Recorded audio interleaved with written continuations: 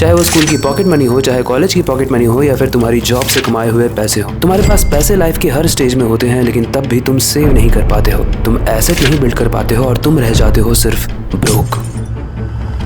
चलो कुछ रिलेटेबल बातें करता हूँ। तुम अपने आप को राजा या फिर रानी समझते हो, कॉफी पीने जाते हो कॉफी शॉप में तो सबसे महंगी वाली कॉफी लेते हो। थोड़ी रात हो जाती है, भूख लग जाती है तो तुम घर में कुछ नहीं बनाते हो, ऑनलाइन ऑर्डर कर लेते हो। Amazon या फिर फ्लिपकार्ट ऐप पर लाइटनिंग डील देख लेते हो तो तुरंत ऑर्डर कर देते हो। फोमो में आके 10 तरीके के सब्सक्रिप्शन ले लेते हो, इसलिए क्योंकि दुनिया भर ने ले रखे हैं। लास्ट में खुद को शीशे में देखते हुए बस एक ही चीज बोलते हो कि इतना तो मैं डिजर्व करता ही हूँ।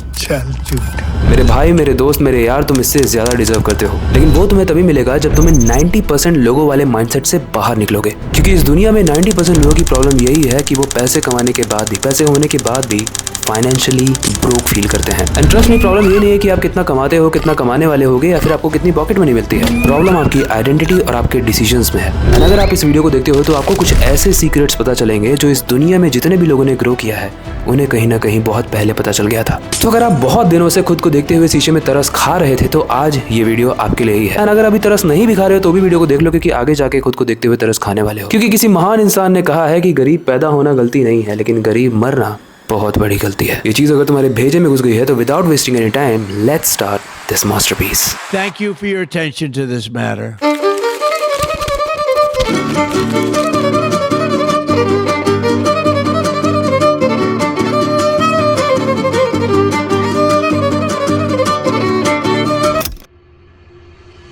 देखो, ये मैं हर बार बोलता हूँ, लेकिन तुम्हारी लाइफ में कुछ ऐसे चैप्टर्स हैं जो ऐड होने चाहिए, तभी जाके तुम सुधरोगे। जिसमें से सबसे पहला चैप्टर इस वीडियो का चैप्टर होने वाला है, जो है द इमोशनल स्पेंडिंग। देखो, यहाँ पर एक द हिडन लीक वाला कॉन्सेप्ट समझाने वाला हूँ, और इसको समझाने के लिए एक छोटा सा एग्जांपल देता हूँ। मान लो तुम एक बहुत गर्म से रेगिस्तान में फंसे हुए हो और तुम्हें ये पता चलता है कि 2 दिन के बाद ही तुम्हें हेल्प मिल पाएगी। तो अब बताओ, रेगिस्तान में सबसे इंपॉर्टेंट चीज उस तेज गर्मी में क्या है? अगर तुम्हारे मैथ्स में कम मार्क्स आते तो तुम बता नहीं पाओगे, लेकिन मैं बता देता हूँ, वो है पानी। तुम देखते हो कि तुम्हारे बैग में एक बॉटल रखी हुई है, एंड थोड़ी देर बाद तुम ये भी देखते हो कि एक छोटा सा गड्ढा तुमको मिलता है जिसमें फ्रेश वाटर भरा हुआ है। तुम अपनी बॉटल को निकालते हो और उसमें पानी भर लेते हो, एंड उसके बाद वहां से निकल लेते हो, ये सोच के कि अब तो तुम्हारे पास पानी भी है। लेकिन लगभग आधे किलोमीटर देखने के बाद तुम्हारे साथ कुछ अजीब होता है। तुम देखते हो कि तुम्हारी पैंट गीली होने लगी है, तुम्हारी सुसु से नहीं। तुम्हारे बैग में जो बॉटल रखी है वो लीक करने लगी है। अब बताओ, इतने गर्मी वाले एरिया में जहाँ पर दूर दूर तक ना लोग हैं ना ही पानी है, वहां पर आपका पानी ही लीक करने लगे तो आप जिंदा कैसे बचोगे? यही कॉन्सेप्ट होता है फाइनेंस में, जिसे हम कहते हैं द हिडन लीक। आपके पास पैसे तो आते हैं, लेकिन जहां पर आप उसे इकट्ठा कर रहे हो कहीं ना कहीं वहां पर एक छेद है, एक होल है जहां से वो लीक कर रहा है। सबसे पहले इस चीज को हमें फिक्स करना पड़ेगा। प्रॉमिस किया था ना, गरीब नहीं मरने दूंगा। देखो, पैसे वाले टर्म में ये लीक क्रिएट होता है इमोशनल स्पेंडिंग से, यानी हर वो डिसीजन जो हम लेने से पहले अपने इमोशंस को बीच में लाते हैं। यहाँ तक कि Nobel prize winner Daniel Kahneman ने भी कहा था कि हमारे डिसीजन का लार्ज पार्ट सिस्टम 1 थिंकिंग से आता है, जो कि फास्ट, इमोशनल एंड इम्पल्सिव होता है। और जब बात पैसों की आती है तो ये इम्पल्सिव सिस्टम हमें कंट्रोल करने लगता है। अब एक इंटरेस्टिंग सी रिसर्च जो बताती है वो चीज बहुत रिलेटेबल लगने वाली है। ये बताती है कि लोग अक्सर स्ट्रेस, बोर्डम, लोनलीनेस या फिर इवन सेलिब्रेशन में ज्यादा स्पेंडिंग करते हैं, ज्यादा खर्च करते हैं। और ये रिसर्च ये भी बताती है कि 60% चीजें जो आप खरीदते हो वो नीड ड्रिवन, यानी जो जरूरत होती है वो नहीं होती है, वो मूड ड्रिवन होती है। यानी जो बस आपको फील होता है आपको लेना चाहिए, आप उसे ले लेते हो। मतलब अगर आपको कोई ऐसी चीज दिखती है जिसकी आपको नीड नहीं है, लेकिन उसको लेने के बाद आपको इमोशनल रिलीफ मिलेगा, तो आप उसको लेने से पहले सोचोगे भी नहीं। बड़ी बड़ी कंपनीज के साइकोलॉजिस्ट ब्रांड के कलर्स को, ब्रांड की मार्केटिंग को, ब्रांड के कैंपेन्स को इसी तरीके से डिजाइन करते हैं कि आपने अगर एक बार उन्हें देख लिया तो भले ही आपको जरूरत हो या फिर ना हो, आपको ऐसा फील होने लगेगा कि आपको उनकी जरूरत है। अब एक एग्जांपल ले लेते हैं। मान लो आपको एक लड़की बहुत पसंद थी, बहुत सालों से पसंद थी, एंड आप देखते हो कि फरवरी का टाइम चल रहा है, वैलेंटाइन आ चुका है, एंड वैलेंटाइन में आप उसको बोल देते हो कि will you be my Valentine? तो वो बोलती है नहीं, I will not be your Valentine. सपना टूटा है तो बेसिकली आप रिजेक्ट हो चुके हो एंड आपका ऑब्वियसली मूड खराब हो चुका होगा। अब आप घर में आते हो, अपने बस्ते को रखते हो, एंड आप क्योंकि बहुत स्ट्रेस्ड हो, आप इंस्टाग्राम को स्क्रॉल करते हो एंड आप एक ऐड देखते हो जिसमें एक बड़ी ही प्यारी सी टी शर्ट होती है। अब आप बस अपनी उस पुरानी फीलिंग को फेड करने के लिए एक नई फीलिंग क्रिएट करना चाहते हो, या फिर कहें कि आपका दिमाग ये चाहता है। एंड ऐसे इमोशनल वक्त में जब वो ऑफर आपको मिलता है कि 5,000 की चीज 2,500 में मिल रही है, तो आपको लगता है कि वहां तो मैं हार गया। प्रपोजल वाले वक्त में एक जगह पे तो मैं जीत रहा हूँ, क्योंकि यहाँ पर मुझे 5,000 की चीज 2,500 में मिल रही है, एंड आप उस चीज को परचेज कर लेते हो। फिर आप देखते हो कि आपके पास बैंक अकाउंट में तो बस 2,500 ही थे। सपना टूटा है। You see, this is emotional spending. ये परचेज आपको टेम्पररी डोपामिन तो देता है, आपको विनिंग फील कराता है, पर प्रॉब्लम ये है कि ये डोपामिन फ्री में नहीं मिल रहा है, आपको बहुत स्पेंड करना पड़ रहा है। आई मीन 2500 दे के ये डोपामिन मिल रहा है आपको। ये डोपामिन आपको अगर वेल्थ बिल्डिंग करते वक्त मिला होता तो वो आपके लिए प्रोडक्टिव होता, लेकिन क्योंकि आप टेम्पररी चीज़ों में चले गए, जो मैक्सिमम लोग जाते हैं, तो इसका फ्रूट आपको लॉन्ग टर्म वाला नहीं, शॉर्ट टर्म वाला मिला। जब आप किसी एसेट को बिल्ड करते हो तो उसमें टाइम लगता है, इसलिए वो बोरिंग लगता है, लेकिन जब आप अपने Amazon के कार्ड को बिल्ड करते हो तो वो एक्साइटिंग लगता है, इसलिए वो इंटरेस्टिंग लगता है। एंड इसी चीज को कहते हैं प्रेजेंट बायस। और इस टर्म के अकॉर्डिंग फ्यूचर में हमें जितने भी बेनिफिट्स मिलने वाले हैं उसको हम अंडर वैल्यू रखते हैं, एंड जो भी हमारे प्रेजेंट प्लेजर्स होते हैं उसको हम ओवर वैल्यूड रखते हैं। भाई ये कॉम्प्रोमाइज नहीं होना चाहिए। अगर मैं आपसे कहूँ कि आप 3000 अगर आज स्पेंड करते हो तो आपको 10 साल के बाद 30,000 मिलेगा, तो आपको ये सुनने में तो बहुत इंटरेस्टिंग लग रहा है, लेकिन जब आप देखते हो कि आपके पास जो 3000 हैं उससे आप इतनी सारी चीजें ले सकते हो, आप शॉपिंग कर सकते हो, आप खाना खिला सकते हो किसी को, आई मीन अपनी डेट को अगर पट गई तो, या फिर खुद भी खा सकते हो, फालतू की चीजें खरीद सकते हो। तो ऐसे में आप ये सोचोगे कि यार एक ही तो लाइफ है, ये 3000 इन्वेस्ट क्यों करना है, इसे हम वेस्ट कर देते हैं खुद पर, एक ही तो जिंदगी है। और इसमें आपकी गलती नहीं है, ब्रेन को इमीडिएट रिवॉर्ड ज्यादा पसंद है, लेकिन प्रॉब्लम ये है कि ये सिर्फ छोटे खर्चे नहीं होते हैं। जैसे मैंने बताया कि एक इंसान गरीब इसलिए रह जाता है क्योंकि उसके डिसीजन उसकी सबसे बड़ी वीकनेस होती है। ये छोटे छोटे खर्चे मल्टीपल चीजों में जा जाकर बहुत बढ़ जाते हैं। पहले आपके मंथली सब्सक्रिप्शंस, उसके बाद फूड डिलीवरी, उसके बाद जो गैजेट्स में आप अपग्रेड करते हो लोगों को दिखाने के लिए, सोशल वैलिडेशन के लिए, उसके बाद आपको अपनी लाइफस्टाइल भी तो इंप्रूव करनी है। कल जो आप 300 रुपए की सेल वाली टी शर्ट पहनते थे, आज आपको पीटर इंग्लैंड की 1200 वाली टी शर्ट चाहिए। और ये सारी चीजें मिलकर ना एक फाइनेंशियल ड्रेन बन जाती है। आपको उस वक्त तो लगता है बस ये 500 रुपए ही तो है, लेकिन 500 रुपए अगर आप रोज भी वेस्ट करते हो तो साल का वेस्ट होता है 1.8 लाख, और 10 साल का कितना होगा वो आप खुद कैलकुलेट कर सकते हो। अच्छा, इसके पीछे ना एक और साइकोलॉजिकल फैक्टर है, जिसे कहते हैं सोशल कंपैरिजन। देखो इस चीज को बहुत ज्यादा ध्यान से सुनना। आप तब तक खुश रहोगे जब तक आप अपनी इनकम को अपनी लाइफस्टाइल से कंपेयर करोगे, लेकिन जैसे ही आप अपनी इनकम को और अपनी लाइफस्टाइल को दूसरों से कंपेयर करने लगोगे, उसी दिन आप दुखी हो जाओगे। आपको लगता है कि ये मेरे साथ का ही तो है, इसने ये चीजें खरीद ली हैं, मैं क्यों नहीं खरीद रहा हूँ। उसके बाद फनी बात यह है कि भले ही आपकी इनकम 15,000 हो, 30,000 हो, 50,000 हो, लेकिन उस दुनिया में ऐसे बहुत सारे लोग हैं जो बताएंगे कि आपकी एक ही लाइफ है, आपको वो सब कुछ करना चाहिए जो आप करना चाहते हो, भले ही वो EMI पे क्यों ना हो। और यहीं पर एक बहुत ही कड़वी, खट्टी, बदसूरत, अनटेस्टी, अगर कोई ऐसा टर्म है तो, सच्चाई आती है। ज्यादातर लोग ब्रोक इसलिए नहीं रहते क्योंकि वो काम नहीं करते। ज्यादातर लोग ब्रोक इसलिए रहते हैं क्योंकि उनका जो पैसा होता है वो कंजम्पशन में जाता है, क्रिएशन में नहीं। इस लाइन को क्लिप करके रख लेना एंड बार बार सुनना, तब तक सुनना जब तक इस दुनिया में आपकी मृत्यु ना हो जाए। देखो सबसे खट्टा सच तो ये है कि ये जो इमोशनल स्पेंडिंग होती है ना, ये इनविजिबल होता है, इनविजिबल होता है। आपको तो लगता है कि आप नॉर्मल लाइफ जी रहे हो, पर हर साल आप अपने फ्यूचर सेल्फ जो बहुत बड़ा बन सकता था उससे पैसे चुरा कर प्रेजेंट में वेस्ट कर रहे हो। देखो बॉस, ये चीज तो आपको समझ में आ गई होगी कि अगर आप इमोशनल स्पेंडिंग को आइडेंटिफाई नहीं करते हो तो चाहे आप कितना भी अर्न करते हो, कितनी भी पॉकेट मनी हो या फिर कितना भी पैसा हो आपके पास, आप वेल्थ को बिल्ड नहीं कर पाओगे। क्योंकि जैसा मैंने कहा था, प्रॉब्लम इनकम नहीं है, प्रॉब्लम आइडेंटिटी है, आपकी करंट आइडेंटिटी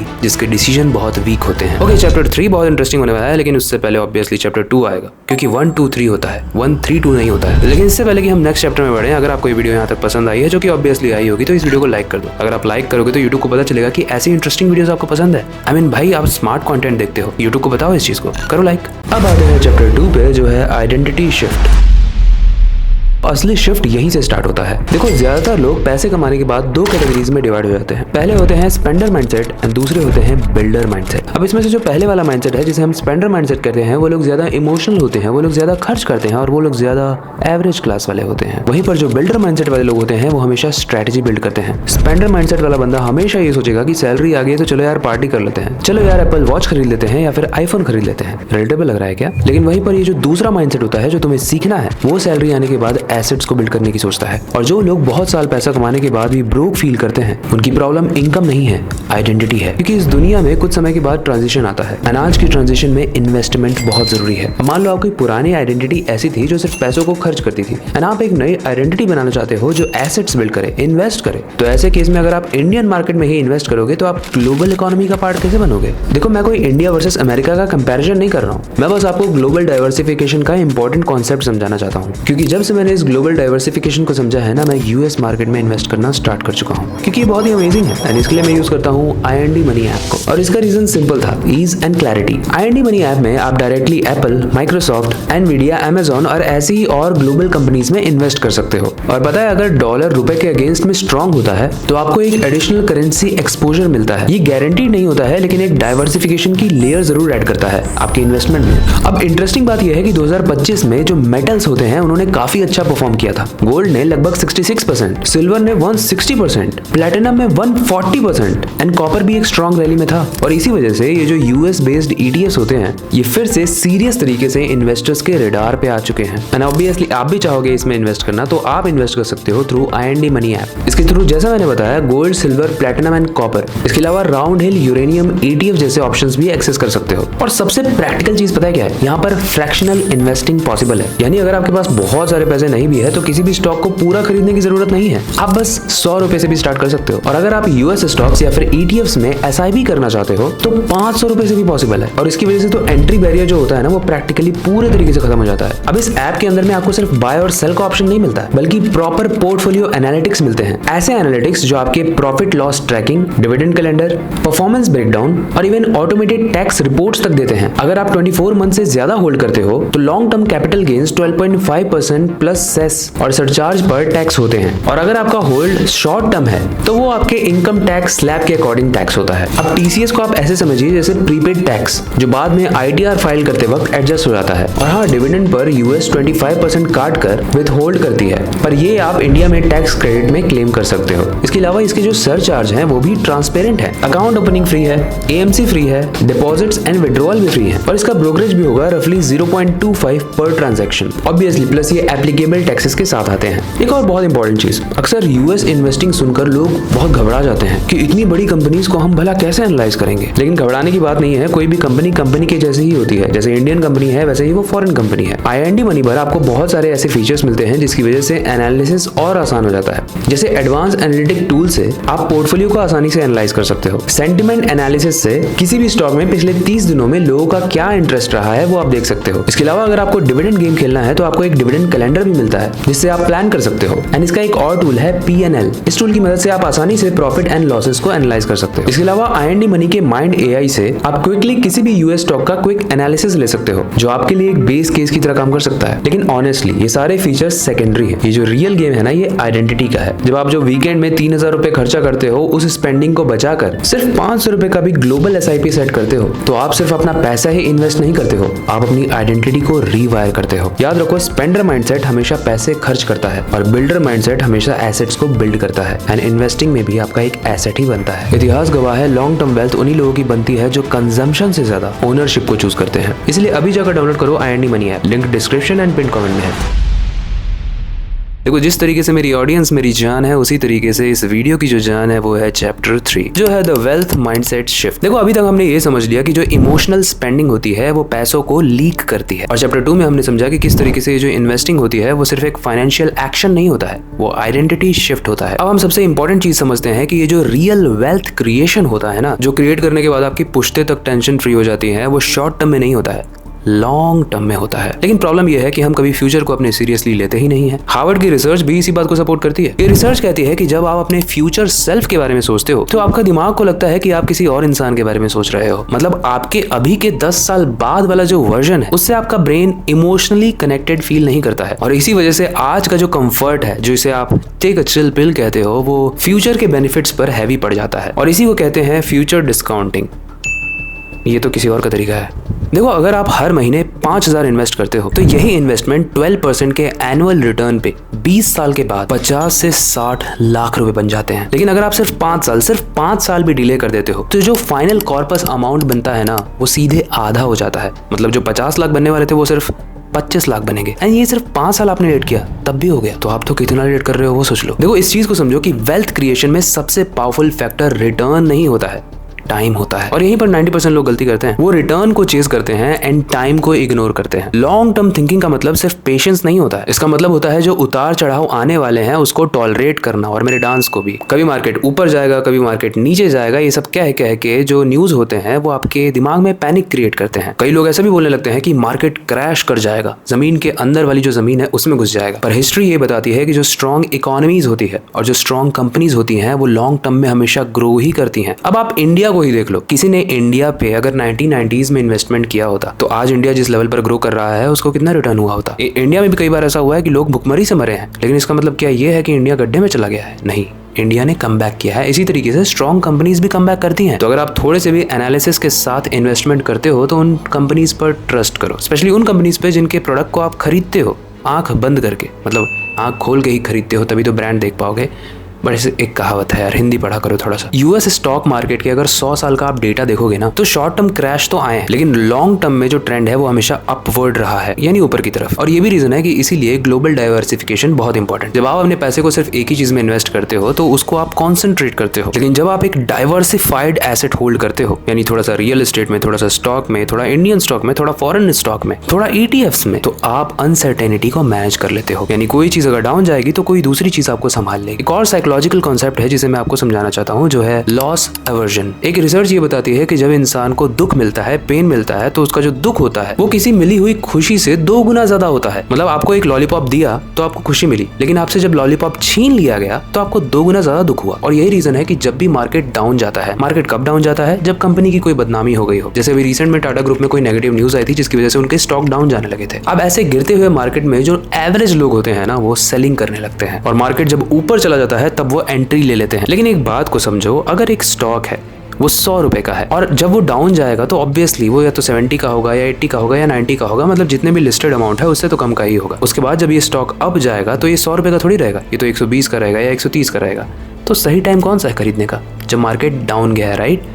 अब ये छोटी सी चीज लोगों को समझ में नहीं आती, आपको समझ में आ गई ना? आप समझदार हो। इसका मतलब जब मार्केट डाउन जा रहा है तो परचेज करना है, सेल नहीं करना है पैनिक होके। क्योंकि ये जो वेल्थ क्रिएशन होता है ना, ये ऑपोजिट गेम में ही काम करता है। ये जो वेल्दी लोग होते हैं ना, वो मार्केट डाउन जाता है तब भी अपने सिस्टम को फॉलो करते हैं, SIP को फॉलो करते हैं, और मार्केट के मूड से अपने बिहेवियर को चेंज नहीं करते हैं। लॉन्ग टर्म माइंडसेट का एक और पार्ट है डिलेड ग्रेटिफिकेशन, और ये चीज फेमस स्टैनफोर्ड के मार्शमेलो एक्सपेरिमेंट में देखा गया था। ये मैंने अपने शॉर्ट्स में भी एक्सप्लेन किया है, बट मैं फिर से बता देता हूँ। एक छोटे से रूम में छोटे छोटे बच्चों को रखा गया। अब वहां पर मुट्ठी खोलकर ये बोला गया कि भैया ये रहा मार्शमेलो, बहुत टेस्टी, बहुत ही स्वीट। अगर तुम एक मार्शमेलो इस 5 मिनट के अंदर ले लेते हो तो तुम्हें बस एक ही मार्शमेलो मिलेगा, लेकिन अगर तुम इस 5 मिनट के अंदर इस मार्शमेलो को नहीं लेते हो तो तुम्हें 15 मिनट के बाद 2 मार्शमेलो मिलेंगे। अब मैक्सिमम लोग तो तुम्हारी तरह ही थे, तो उन्होंने क्या किया कि उस मार्शमेलो को ले लिया और खा लिया, और उसके बाद घर चले गए। घर तो सब लोग ही गए थे, लेकिन कुछ बच्चे ऐसे थे जिन्होंने 5 मिनट के अंदर उस मार्शमेलो को नहीं खाया था। उन्होंने 15 मिनट का वेट किया एंड उनको मिले 2 मार्शमेलो। एंड स्टडीज उन बच्चों पर कंटिन्यू की गई जिन बच्चों को उन छोटे वाले रूम में रखा गया था। एंड रिसर्च में पाया गया कि जिन लोगों ने 2 मार्शमेलो खाए थे, यानी वेट करने के बाद खाया था,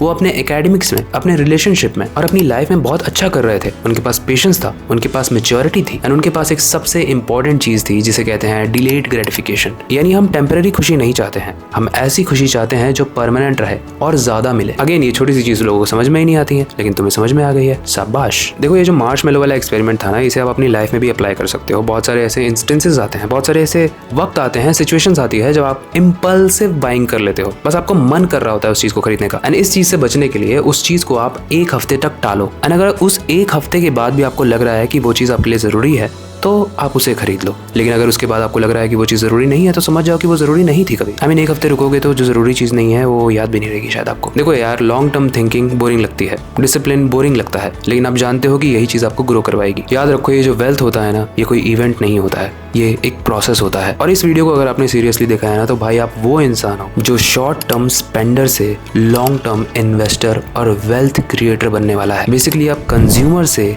बिल्डर माइंडसेट वाले बनने वाले हो। एंड कसम से बोल रहा हूँ, अगर आपके अंदर ये शिफ्ट आने वाला है तो पैसा आपके लिए सिर्फ सर्वाइविंग टूल नहीं रह जाएगा, वो फ्रीडम का एक इंजन बन जाएगा आपके लिए। इस वीडियो में हमने तीनों चैप्टर में बड़े इंटरेस्टिंग तरीके से समझ लिया कि क्यों 90% लोग स्टक रहते हैं, ब्रोक रहते हैं, गरीब ही मर जाते हैं, एंड कैसे इससे बाहर निकले। अब आते हैं इस वीडियो के सबसे इंटरेस्टिंग पार्ट पे, जो है कंक्लूजन। अगर आप ऑनेस्टली देखो तो प्रॉब्लम ये नहीं है कि आपकी कितनी इनकम है, आप कितना कमाते हो। प्रॉब्लम ये है कि आपके डिसीजंस क्या होते हैं, आपके डायरेक्शन क्या होते हैं। आप मेहनत कर रहे हो, आपकी सैलरी आ रही है, लेकिन हर महीने आपका जो स्पेंडिंग है वो आपके इमोशंस के हिसाब से हो रहा है, स्ट्रैटेजी के हिसाब से नहीं। तो ऐसे में आपकी अगर income double, triple, Chaupal, पचपल, chappal, 10 गल भी हो जाए ना, अगर ऐसा कुछ होता है तो भी रिजल्ट सेम ही रहेगा। इसीलिए आज से 3 प्रैक्टिकल शिफ्ट शुरू करो। इसको क्लिप कर लेना। पहला, अपने खर्चों को सिर्फ जज मत करो, ऑब्जर्व करो। पिछले महीने आपने जितनी भी स्पेंडिंग की थी उसका एक पैटर्न लिखो।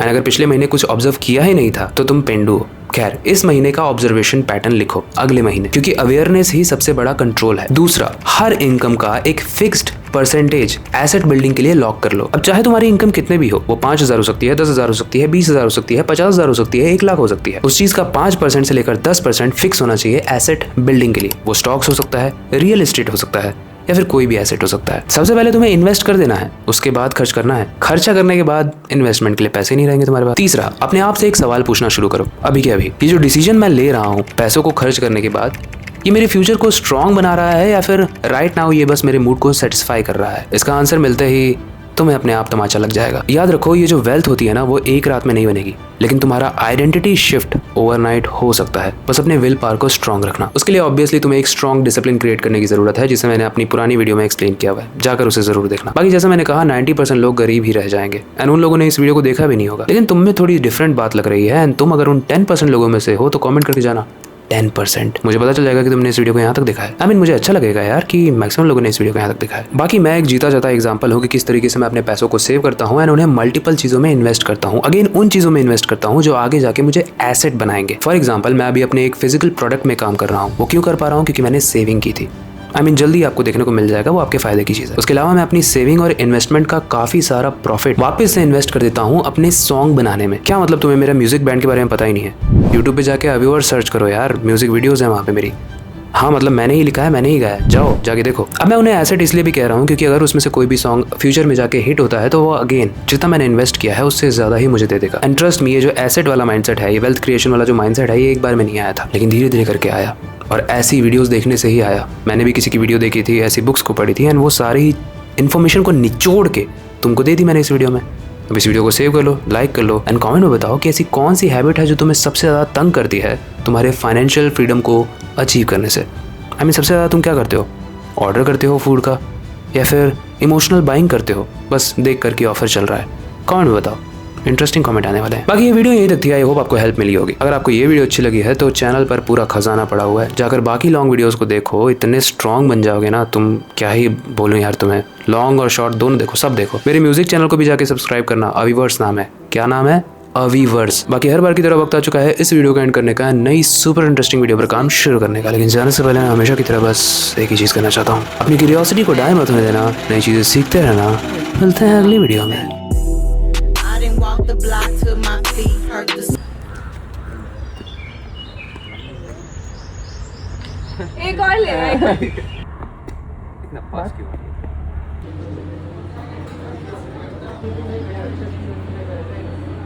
Ready and action.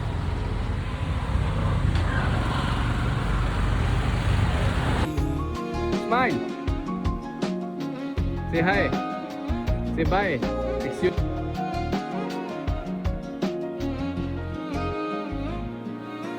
ये नूर जो चेहरे पे तेरे है, बस मुझको वो दिखता है।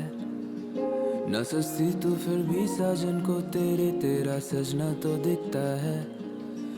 फिर जुल्फों को अपने तू कानों से जब यूं हटाती है, दिखता नहीं है पर अंदर से मेरी जान जाती है। सुकून तू मेरा, तू शोर नहीं है, तू इश्क है मेरा, कोई और नहीं है। मैं चांद को तोड़ के गजरा बनाऊं, फिर गजरे को बालों में तेरे सजाऊं। मुझको पागल कहते सारे, मुझको बस दिखती है तू। मेरे लबों पे नाम तेरा, मेरी आँखों में तू। जब तू गुजरे है गली से